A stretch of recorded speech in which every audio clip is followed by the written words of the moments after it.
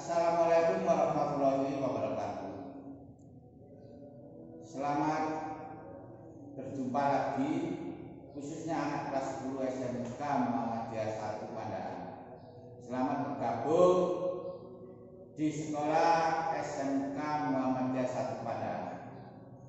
Anak-anakku semua, khususnya kelas 10, pada hari ini saya akan menyampaikan materi pelajaran PPKN. Sebelumnya saya kenalkan dulu. Nama saya Bapak Suwondo yang di SMK Muhammadiyah 1 Pandaan kebetulan mengajar materi PPKN. Untuk saat ini kita tidak bisa bertemu tatap muka.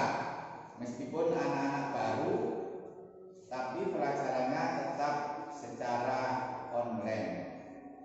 Nanti anak-anak pada saatnya kita bisa bertatap muka dengan semua Bapak dan Ibu guru keluarga besar SMK Muhammadiyah 1 Pandaan. Untuk saat ini anak-anak bersabar di rumah dengan situasi dan kondisi di negara kita yang masih terjadi wabah, khususnya wabah corona atau COVID-19. Sebelum pelajaran dimulai, saya berpesan kepada anak-anakku semua yang saya cintai, khususnya kelas 10, meskipun saya belum kenal, belum tahu wajahnya, tapi saya berpesan, yaitu anak-anak tetap jaga kesehatan di rumah, jaga diri Anda masing-masing, jaga keluarga, anak-anak semua.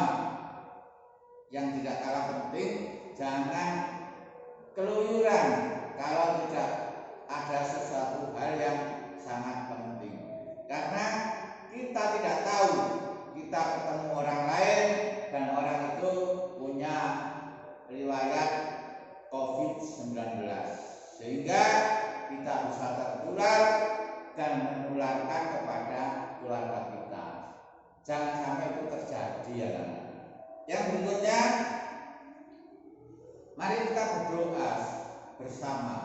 Kita doakan diri kita sendiri, keluarga kita sendiri, dan juga keluarga besar SMK Muhammadiyah 1 Pandaan, mulai dari keluarga Bapak Kepala Sekolah, keluarga Bapak Ibu Guru, keluarga anak-anakku semua, dan keluarga karyawan-karyawan SMK Muhammadiyah 1 Pandaan. Mudah-mudahan dilindungi Allah SWT, terutama dari virus atau wabah corona atau COVID-19. Untuk mempersingkat waktu anak-anak, kelas 10, kebetulan saya yang mengajar, saya Pak Wondo, mengajar semua kelas 10, akan menyampaikan materi yaitu sistem pemerintahan Republik Indonesia.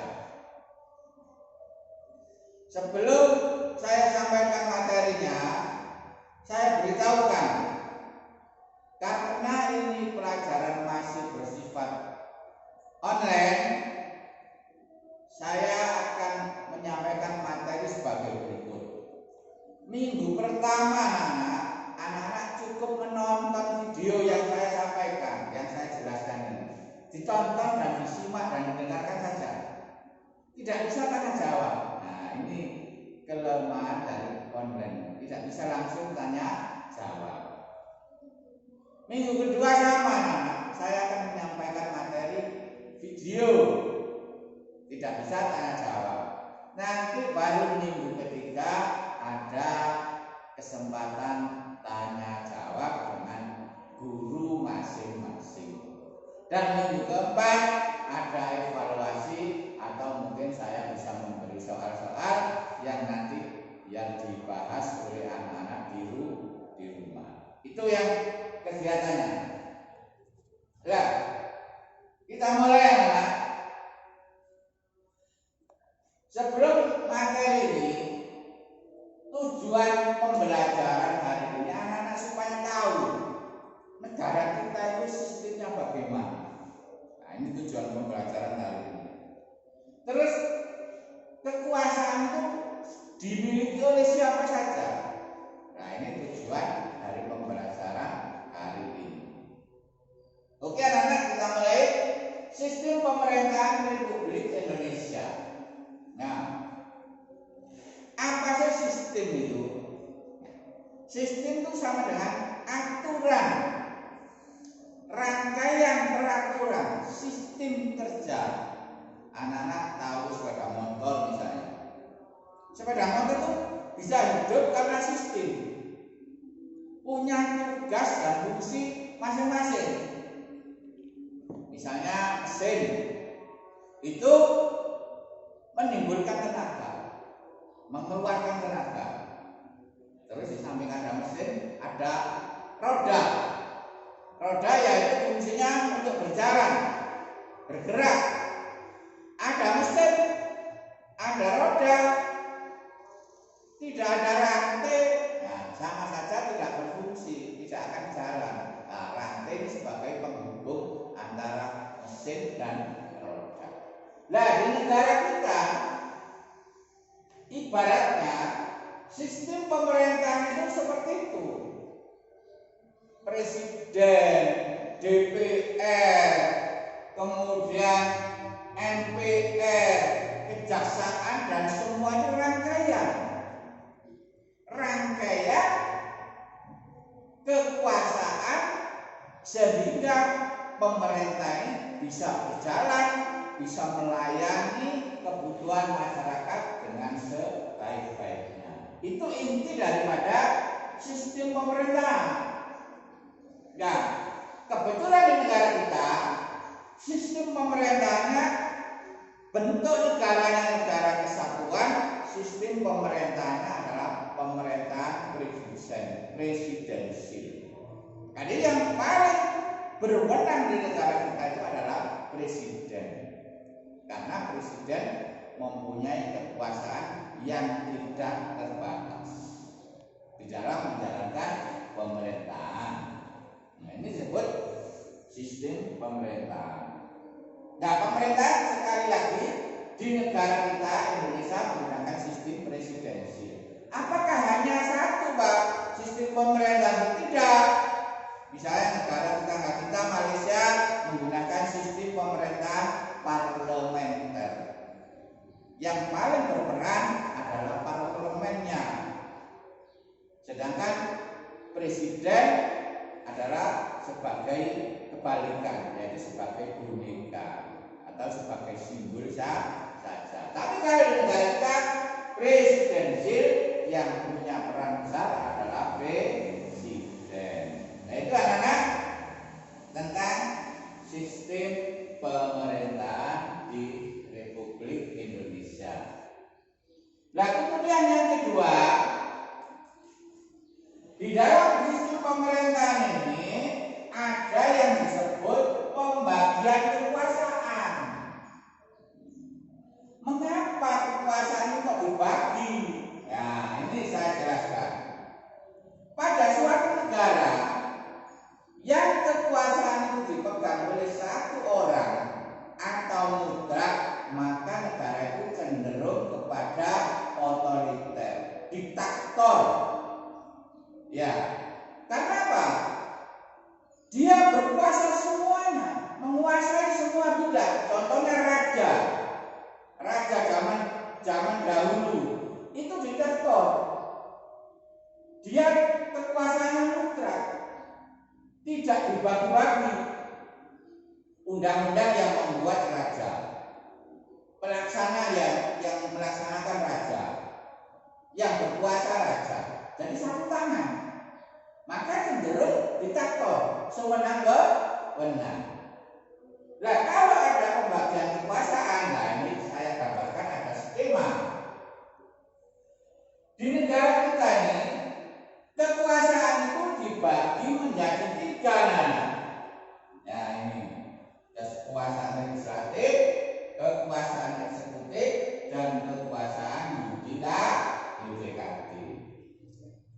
Nah, MPR, DPD dan DPR ini disebut kekuasaan legislatif. Apa legislatif? Yang mewakili rakyat, mewakili aspirasi seluruh rakyat Indonesia. Nah, ini disebut kekuasaannya legislatif. DPD mewakili daerah, DPR mewakili rakyat dari partai politik. Ya, MPR sama mewakili rakyat, anggotanya dari DPD dan DPR. Tugasnya adalah membuat undang-undang. Ya. Yang kedua, presiden. Presiden ini adalah pelaksana pemerintahan, maka disebut eksekutif, pelaksana. Jadi pemerintahan tunggal yang melaksanakan presiden. Presiden dibantu oleh kabinet atau para menteri. Menteri diberhentikan dan diangkat dan diberhentikan oleh presiden. Karena menteri itu bertanggung jawab kepada presiden. Nah, di samping itu ada kekuasaan yudikatif, Mahkamah Konstitusi, Mahkamah Agung, Komisi Yudisial. Ini disebut yudikatif, kekuasaan kehakiman. Dia berhak menghakimi, menilai mana yang baik dan mana yang benar. Ini yang disebut pembagian kekuasaan. Bayangkan anak-anak, misalnya di Indonesia itu tidak ada pembagian kekuasaan. Semua legislatif, eksekutif, yudikatif dipegang oleh presiden. Maka negara kita ini pasti akan menjadi negara diktator. Negara yang dipimpin oleh orang yang sewenang-wenang. Sewenang-wenang kepada siapa? Kepada yang dipimpin, kepada rakyatnya. Nah, untuk menghindari kesewenang-wenangan itu, maka dibagi kekuasaan ini, yaitu dibagi menjadi 3. Kekuasaan legislatif, fungsi utamanya adalah membuat undang-undang. Kekuasaan eksekutif, fungsi utamanya adalah menjalankan roda pemerintahan. Kekuasaan yudikatif adalah berfungsi menghakimi atau menilai, mengukur baik jelek, benar salah oleh apa yang dilakukan oleh lembaga-lembaga yang ada di negara kita. Jadi anak-anak sudah jelas di sini. Sistem, saya ulang lagi, sistem pemerintahan Indonesia adalah pemerintahan presidensil, yang artinya pemerintahan yang dipegang oleh presiden dan presiden berkuasa penuh di dalam menjalankan aksi pemerintahannya. Kemudian kekuasaan di negara kita dibagi, lebih spesifiknya dibagi menjadi 3, yaitu kekuasaan legislatif, kekuasaan eksekutif, kekuasaan yudikatif. Nah, itu yang intinya. Karena di rumah, di samping mendengarkan yang saya sampaikan, membaca buku, membaca internet, atau mencari materi ini bisa di mana saja. Di internet cari, legislatif itu pengertiannya apa. Karena yang saya jelaskan ini hanya singkat saja, karena memang pelajarannya singkat, waktunya singkat, dan secara online lagi. Ya, ini mohon untuk anak-anak kelas dulu, yaitu tadi sambil mencari referensi buku-buku atau mencari referensi di internet. Misalnya anak-anak bisa mencari pembagian kekuasaan, dicari, diketik. Nah, sambil di rumah santai-santai. Apa sih artinya pembagian kekuasaan itu? Kenapa kok dibagi? Nah, terus kenapa legislatif, kenapa eksekutif, dan kenapa yudikatif? Jadi intinya. Jadi tidak banyak yang saya sampaikan untuk pertemuan pertama ini, anak-anak. Semoga bisa memahami apa yang saya antarkan ini. Pesan saya sekali lagi, membaca buku di rumah. Kalau belum punya buku bisa pinjam temannya SMK lain atau SMA atau kakak-kakak kelasnya yang bukunya kelas 10 sudah tidak terpakai, bisa dipinjam, dibaca, atau mencari di internet ya tentang ini semua. Yaitu materi yang saya sampaikan hari ini. Sebelum saya tutup, saya pesan sekali lagi adalah tolong jaga diri Anda semua, jaga keluarga, anak-anak semua. Jangan sampai kita sembrono, terlalu banyak keluar rumah tanpa mendeteksi orang-orang yang kita temui sehingga kita tertular virus corona. Jangan sampai itu terjadi kepada keluarga besar SMK Muhammadiyah 1 Bandaran. Yang terakhir, mari kita berdoa kepada semua, kepada keluarga anak-anak semua, keluarga besar SMK Muhammadiyah 1, keluarga Bapak Kepala Sekolah, keluarga Bapak Ibu Guru, keluarga semuanya. Mari kita doakan semoga terhindar dari virus corona dan negara kita sudah secepatnya bisa bebas dari corona sehingga kita bisa sekolah normal, tatap muka, masuk kelas dan sebagainya. Saya kira itu yang saya sampaikan. Saya